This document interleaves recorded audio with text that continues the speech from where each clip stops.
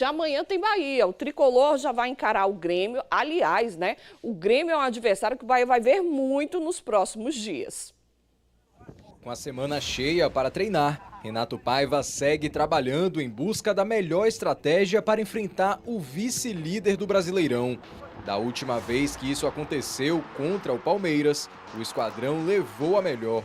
Mas o técnico sabe que não pode menosprezar o Grêmio, que venceu 6 dos últimos 7 jogos que disputou. É muito difícil travar o Grêmio a nível ofensivo. Grande mobilidade no seu jogo, qualidade individual nos seus jogadores, mas é uma equipa que não é perfeita, como não há nenhuma, sabendo que vamos defrontar uma grande equipa, mas o Grêmio também sabe que vai defrontar uma grande equipa e vai jogar numa realidade que é Fonte Nova, quando está, a maior parte das vezes como está, apoiando a nossa equipa, é muito difícil para os adversários. E a torcida também está confiante no triunfo. 1-0. Não vou longe não, porque aquele que é demais traz de casa, né? 2-1 o jogo, Bahia. E Tassiano vai fazer ali da casa. Vai derrubar, aí é gol de Everaldo.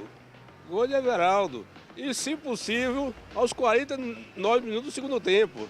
Depois de cumprir suspensão, Everaldo está de volta à disposição do técnico Renato Paiva, mas vai ter que brigar pela vaga com Vinícius Mingotti, que foi titular nos últimos 2 jogos e marcou o primeiro dele contra o Fluminense. Olha, eu acredito que centroavante vive de gol, então eu venho trabalhando muito no dia a dia para que eu possa ajudar a equipe da melhor forma e isso não é diferente também meus companheiros, então a gente trabalha muito para que a gente possa ter os triunfos mesmo. Enquanto o ataque do Bahia ganha reforços, o ataque gremista deve ter uma baixa importante. Com dores no joelho, o atacante Luís Soares pode ser poupado para o confronto da Copa do Brasil. Mas o uruguaio cogita até se aposentar por causa desse problema, desfalcando o Grêmio nos 3 duelos contra o esquadrão. Ele sim tem dores no joelho também, tem outras coisas acontecendo, mas isso aí já foge de mim. Isso aí é um problema do presidente. Eu espero que as coisas possam se resolver da melhor maneira possível, entendeu? Para que a gente possa continuar tendo o Soares. Com 16 gols e 9 assistências pelo Grêmio, Luizito é o 9º maior artilheiro do futebol brasileiro na temporada. Para tratar as dores no joelho, ele já acertou com a direção gremista uma viagem para Barcelona, mas ainda sem data marcada. Sem Soares é melhor. Sabe o jogo, o Bahia com o homem daquele estava armado pro resto da vida. Se o Soares não viu, o Soares vá se recuperar lá em Barcelona, fique por lá um mês e deixe esses 3 jogos contra o Bahia passar para depois você voltar. Não, sem Soares certamente é um ganho para o Bahia, né?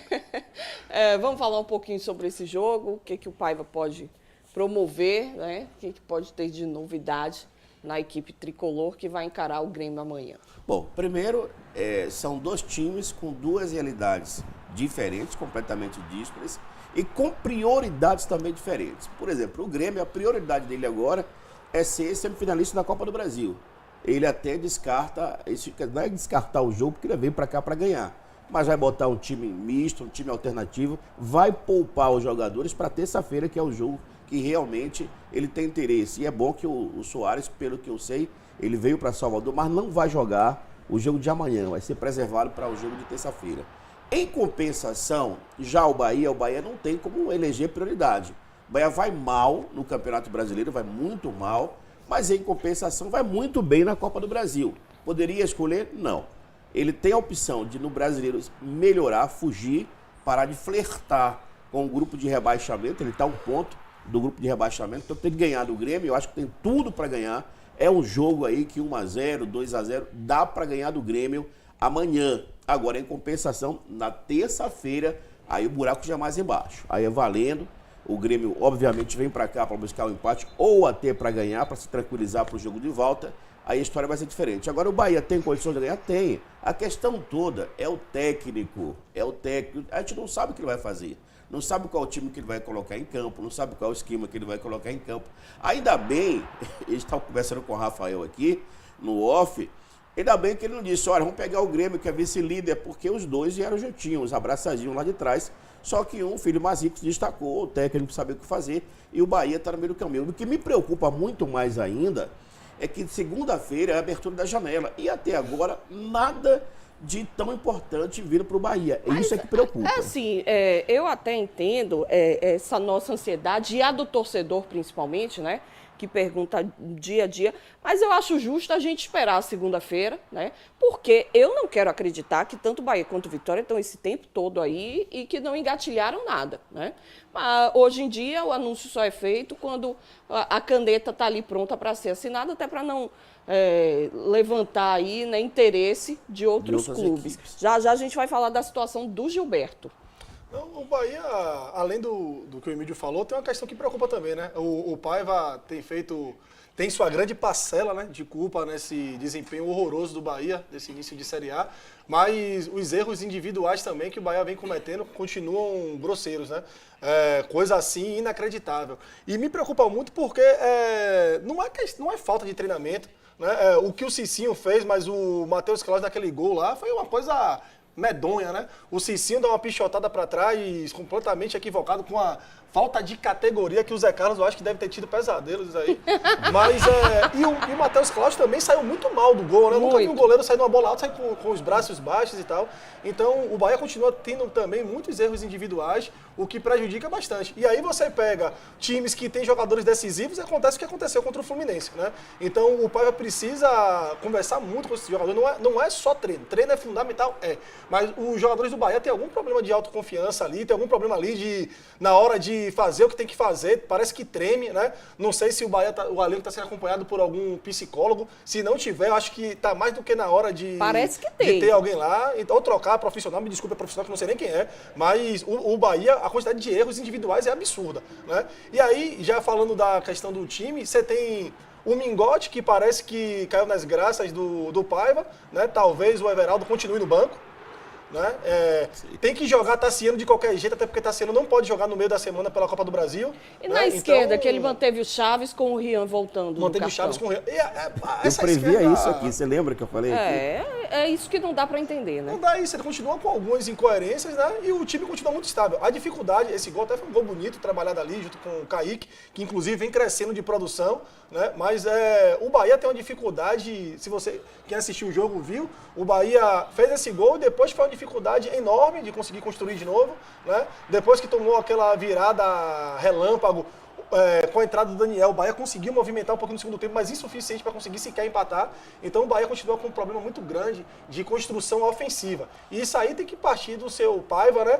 Porque em alguns momentos eu não consigo entender. A gente sabe que o Daniel e o Mugni não são nenhum craque, não são unanimidades, mas são jogadores que têm características ofensivas que podem agregar em determinados momentos do jogo. E o Paiva tem escanteado os caras de uma forma assim que me preocupa muito. Já que não vai ficar, avisa logo, não quero o Mugni, não quero o Daniel, os meninos vão ser negociados e tal. Mas fazer o que estão fazendo e o Bahia precisando de poder ofensivo e não utilizar eles, eu acho muito preocupante. E aí tem que entender o que é que se passa na cabeça do Paiva. Mas uma coisa é certa, o Bahia precisa ganhar de qualquer jeito. A Copa do Brasil é importante, é dinheiro. A gente tem que lembrar que o Bahia também não tem desespero para ganhar esse dinheiro assim, né? Para mim, o momento mais importante é o Bahia conseguir se afastar da zona de rebaixamento. Então, se tiver que optar por alguma situação, que opte pela Série A. Jogar, né? Tudo amanhã. Porque jogar tudo que tem amanhã contra o Grêmio para poder sair com os 3 pontos.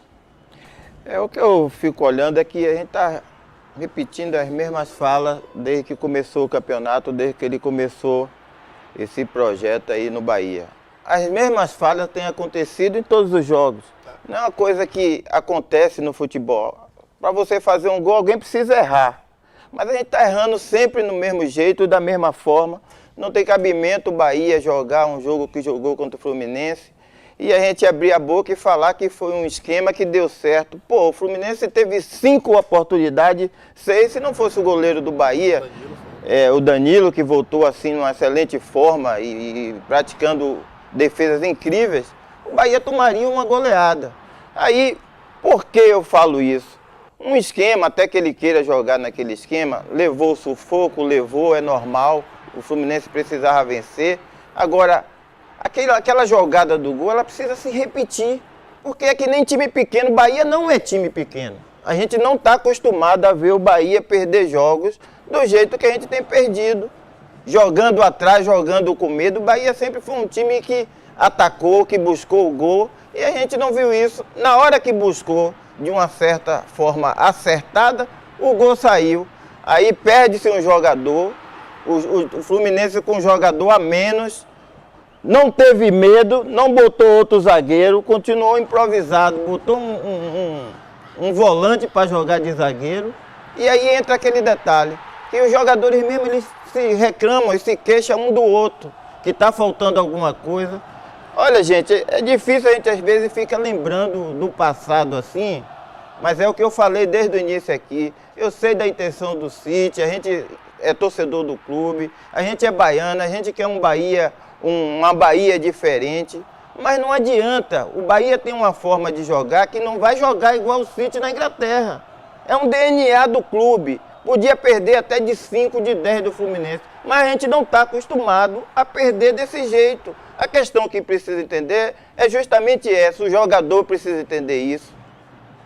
Que precisa do começo ao fim. A gente hoje, pô, com toda franquia, assim, firmeza no que eu estou falando, o Bahia sempre teve jogadores como o Jacaré para compor os grandes ídolos. Que marcava, era Baiaco. Baiaco pegava a bola, dava para Douglas jogar, dava para Eliseu, dava... E assim, todos os times têm que ter esse jogador. Hoje a gente tem um grande exemplo de Jacaré, da entrega do que é o Bahia, do DNA. Jacaré hoje é ídolo das crianças, onde ele chega é festa porque ele se identifica. Então é isso que a gente quer que o City entenda e que os jogadores que jogam no Bahia entendam isso, que a gente pode perder os jogos, mas não da forma que a gente tem perdido. É isso. Que tenha o desejo anímico do clube. Agora, o que eu vejo ali, e aí na posição que você jogava, você tem a concepção e execução. Primeiro você pensa para depois executar. Futebol é a mesma coisa. Tem a concepção antes do jogo, com a bola rolando, a história muda. A gente viu que o gol do Bahia veio de esquerda para a direita. Mas se você observar o jogo todo, o lado mais fácil para o Bahia atacar era o lado direito, em cima de Marcelo. Marcelo estava uma água, uma manha ali na defesa. E em nenhum momento o técnico se atentou que poderia concentrar o seu jogo ali. Ele não sabe enxergar o adversário e tirar proveito, né? Até porque o Bahia ficou com um jogador a mais na partida e não conseguiu se sobressair.